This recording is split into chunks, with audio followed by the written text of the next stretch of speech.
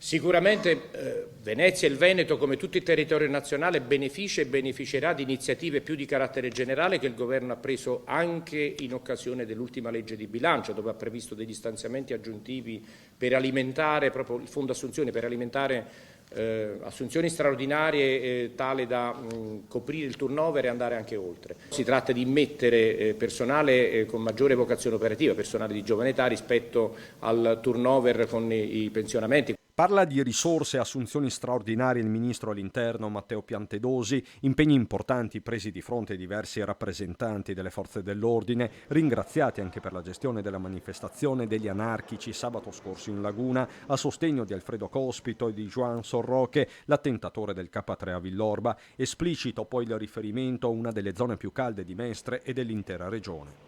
C'è un'attenzione particolare, l'avete già visto, su alcuni luoghi che sono di particolare sensibilità, penso a Via Piave, famosi insomma. Inevitabile parlare di migranti in settimane caldissime sul fronte degli sbarchi, con Piantedosi che da Palazzo Balbi ribadisce la linea dell'esecutivo. Frenare questo flusso incontrollato e quindi di avere numeri più sostenibili per l'intero sistema di accoglienza nazionale. Stiamo lavorando per fare in modo che non ci sia un impatto soprattutto sui territori. Altro discorso, fa intendere il ministro, i flussi irregolari. A tal proposito potrebbero esserci altri click day come quello di lunedì scorso. Il governo non ha nessun pregiudizio a prendere in considerazione tutto ciò che può essere di aggiuntivo rispetto a quello che il verificato maggiore fabbisogno del sistema delle imprese. Penso che quello che dice il Ministro vada assolutamente nella direzione di dare una risposta alle imprese, ovviamente salvaguardando i lavoratori locali, che non è che deve passare l'idea che ci sarà uno switch tra lavoratori locali e nuovi